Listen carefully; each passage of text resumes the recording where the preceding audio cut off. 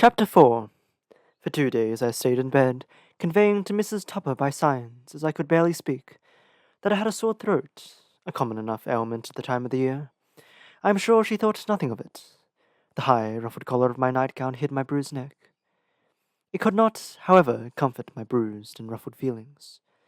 While accustomed to physical pain, often enough as a child I had fallen from a bicycle, a horse, a tree, I found myself not at all accustomed to being hurt by another human being in such an off-handed way. It was not only my sore throat that prevented me from eating the soups and jellies Mrs. Tupper offered me. It was the malice of what had happened that made me sick. Malice and impropriety. No, far more than impropriety. Some evil I could not yet name. Something about the stay-lacing. What sort of man would attack a woman with a weapon derived from a cane, the sort of stick used to thrash schoolchildren, and a corset? Intimate feminine apparel by which upper-class females were compressed to fit into their ridiculous dresses, making them ornamental to society, prone to fainting spells, and susceptible to internal injuries and death. It was largely in order to escape straight-lacing that I had given brothers Mycroft and Sherlock the slip. I had fled so that no so-called boarding school could thrash me, or try to cut me in half at the waist. And now someone had put that thing around my neck? For what purpose? To rob me of what? And why with such a strangely disturbing weapon? Was it indeed a man who had attacked me, or some mad woman? These were questions for which I lacked answers. By the third day I could talk a little when I returned to Dr. Ragaston's office, where I made myself comfortable, in body if not in mind, reading the stacks of newspapers that had accumulated during my absence. I found my message to Mum in the newspapers, for I had sent copies to Fleet Street by post, but I found no message from Mum to me. Of course, it was too early to expect a reply. Still, I could not help looking. I wanted... This would not do. Feeling sorry for myself like a child, wanting Mummy. What would Mother have told me if she were here? Utterly predictable. You do very well on your own, Enola. A statement I had always accepted as rather a compliment. But on this particular day, with the pain in my throat, exasperated by a lump that had arisen there, and I suddenly, achingly realized that I wanted something, or someone. I wanted no longer to be alone. Enola alone, with no one to walk by my side, with no one to confide in, with no one to comfort me. Yet I knew quite well that any companionship simply could not be. Not for another 7 years, for until I become legally adult, every person who knew me posed a threat to me of discovery. Joddy, a danger if he learned too much. Mrs. Tupper, likewise. The grocers and bakers who supplied the food I gave to the poor. The washerwoman who did my oddly assorted laundry. The whitesmith who had made my daggers for me. Each a risk. I had thought of keeping a pet, but even a dog could ruin me by recognizing me at the wrong time. Old Reginald, the collie from Ferndale, if he were somehow transported to London and encountered me, would hurl himself at me with ecstatic canine cries, no matter how I might be disguised. And if Lane, the butler, were with him, and Mrs. Lane, if they found me, she would burst into happy tears, for she had been like a mother to me. More so than... Stop. Enola Holmes, you stop snivelling this instant. I needed to get up, get moving, accomplish something. Very well.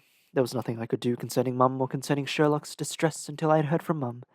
And, although I fervently wished for justice, or indeed revenge, at this point there was nothing I could do about the unknown garrotter who had distressed me.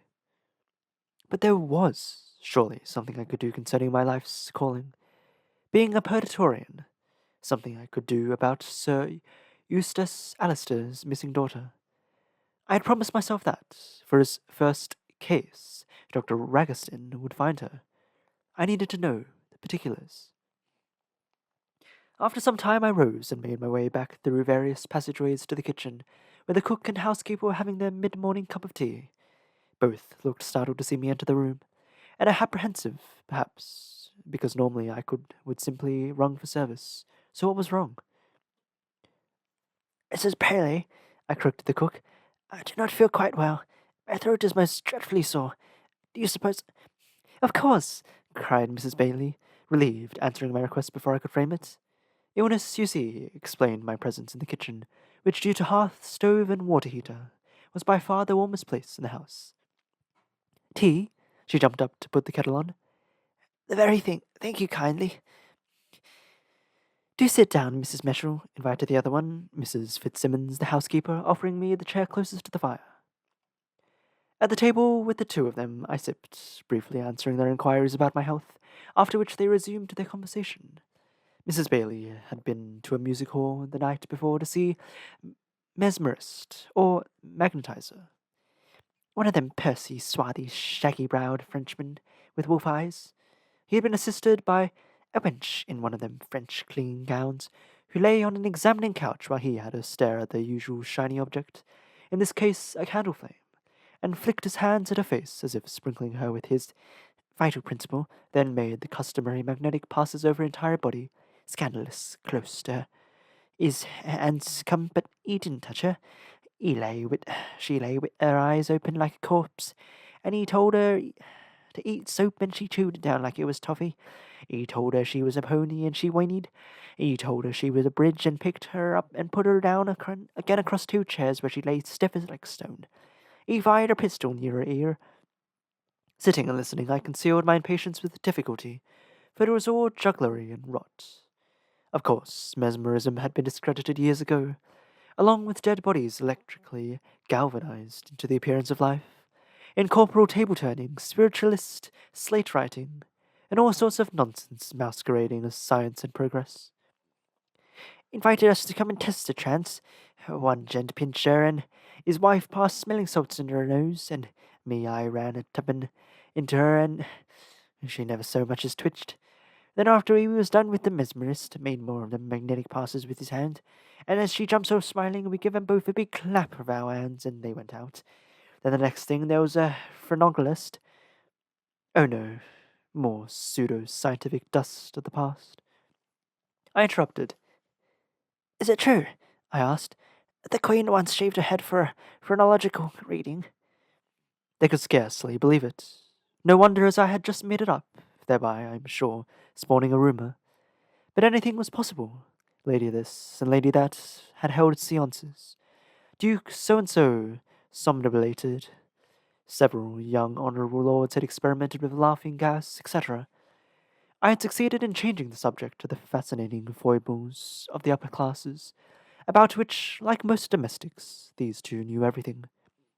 Scandal might be hushed up in newspapers, but no event in any London household was secret, so long as there were servants to whisper with others, people's maids and footmen.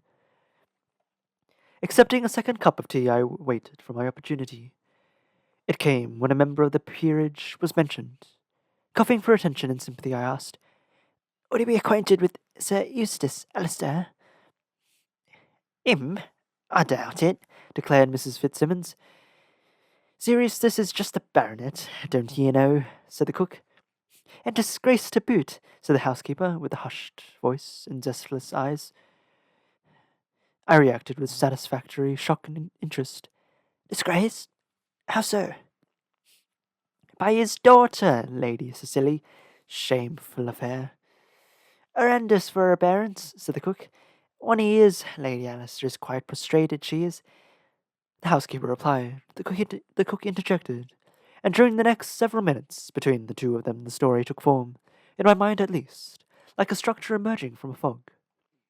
The Honourable Lady Cecilia Alistair, Sir Eustace's second oldest, just 16 years of age and not yet presented at court, had gone missing Tuesday of last week, on which morning a ladder had been found at her bedroom window. Upon being questioned by police authorities, girlfriends of Lady Cecilia admitted to her having been approached last summer while in their company. "Hardly never no chaperones anywhere, and them girls horseback riding, bicycle riding, shopping on their own, what's the world coming to? By a young gent, that is to say, a man of dandified attire, but doubtful pedigree." Further inquiry in search of Lady Cecilia's desk revealed that she and the young man had been corresponding quite without a proper introduction or the knowledge of her parents. It had taken the police, who had only a first name to work with, 4 days to locate this impertinent male, who had turned out to be a mere shopkeeper's son with no proper sense of his place, very likely with aspirations above his station in life. But then, of course, it was far too late. Horrible if she married him, and worse if she didn't. As it turned out, she had not been found with him. The young man had protested in the strongest terms his innocence of any wrongdoing. Rubbish! Men only want one thing. He had been watched and followed since, but no sign of Lady Cecilia had been discovered. More tea, Mr. Mitchell? I smiled and shook my head. No, Mrs. Bailey, thank you very much. I believe I must go attend to business now. Returning to the front of the establishment, I withdrew from my own outer office into Dr. Raggerston's, instructing Jolly that I was on no account to be disturbed. I often napped in Dr. Raggerston's office during the days, after I had been out all night as a sister. Judging by Jolly's impertinent grin, which I ignored, he thought I intended to spend a few hours swaddled in Afghans on Dr. Raggerston's comfortable chintz sofa. This is what I wished him and the other servants to think. Aside from the aforementioned sofa facing the hearth, Dr. Raggerston's inner sanctum featured a rather grandiose desk I provided for that fictitious personage, leather armchairs for his clients, and the resplendent Turkish carpet upon which those furnishings stood. Between heavily draped windows stood a tall bookshelf, and other bookshelves lined the three remaining walls, entirely except, of course, that gas scones upon long mirrors to reflect the light separated them. Such plenitude of bookshelves had been left behind by the previous occupant, a so-called spiritualist medium. This had been the seance room. After locking its door from the inside, closing the thick serge drapes for privacy, and turning up the gas jet chandelier to illuminate the resulting gloom, I walked to the first bookshelf on the inner wall. There I reached behind a stout volume of Pope's essays, released the silent latch, then pulled the left edge of the bookshelf towards me. With only a fingertip pressure and utterly without sound, for the hinges were perfectly hung and lavishly oiled, the entire shelf swung open like a door, to reveal a small room behind it. Here I felt sure the medium's accomplices had hidden. I, however, used the closet-sized space to hide items of other sort, which I now needed in order to be received at the baronet's residence. I could not go as Ivy Meshel. I needed to effect a transformation. I lit a candle, then shivered with cold, for there was no fire laid on in this room. I pulled off Ivy Meshel's cheap, flounced poplin dress, along with the bulbous boots she always wore, with a purpose. Welded to my dagger's hilt, this brooch looked like an ornament pinned to my dress front, but actually allowed my weapon's handle to protrude between my buttons. Grasping the brooch, I drew the dagger from my corset with a flourish, admiring its shining, thin, razor-edged blade a moment before laying it aside. I laid aside also Ivy Meshel's false hair, earbobs, etc., until I stood in my underpinnings, the most essential of which, ironically, was my corset. Yes, despite my opinion of corsets, I wore one always, but as my protective friend, never tightened to become my tormentor. For me, a corset provided not constraint, but the freedom it gave by furnishing defense, disguise, and supplies. Aside from sheathing my dagger, the corset supported my bust enhancer, where I concealed many useful items, including a small fortune in Bank of England notes, by which, along with hip regulators, I maintained a figure quite different than that of the unembellished Enola Holmes. Undressed then, except for padding, protection, and petticoats, I bent to a basin and washed away my ruff, grimacing, for the water I kept in the closet was all but freezing. Then looking out at the mirror, my own long, plain, sallow face, framed by my own long, plain, brownish hair, I looked back. The hair was a problem. In order to pass as a woman, you see, I had to wear it up. Girls wore their frocks short and their hair long, but women had to wear their dress long and their hair up. While almost every other inch of a gentlewoman must be covered during the daytime, her ears, it seems, must always be bared. Today I needed to pass as a gentlewoman. Such ladies, however, had maids to arrange their hair for them, and I had none. I was spared the reader the gentle details of the struggle. Suffice it to say that nearly an hour later a gentlewoman with her hair up and mostly hidden beneath a formidable hat emerged from behind a bookshelf.